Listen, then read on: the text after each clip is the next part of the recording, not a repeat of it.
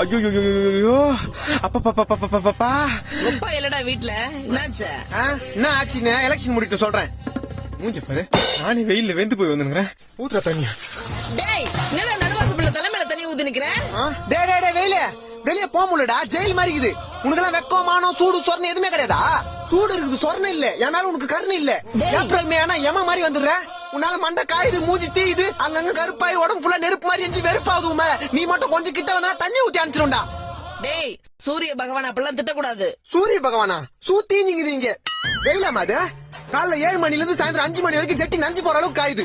அதான் உடம்புல தண்ணி ஊத்திக்கணும்ல, சில்லுன்னு இருக்கும் உள்ளவா. இன்னும் எத்தனை நாளைக்கு இந்த மாதிரி? டேய் வெயில் காலம் வந்தா அப்படிதான் இருக்கும். அதுக்கு என்ன பண்ண சொல்ற? 30,000 கூட கொடைக்கானல் போய் ஒரு 3 மாசம் இருந்து வரேன். எது 30,000? பாத்தியம்மா, வெளியே போனா வெயில் அடிக்குது, வீட்டுக்கு வந்தா நீ அடிக்கிற. இந்த வெயில்னால எனக்கு எவ்வளவு வேதனை பாத்தியா?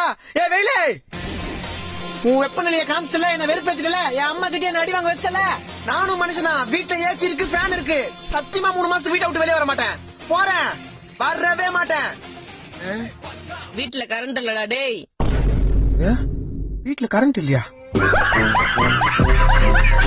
சோலி முடிச்சு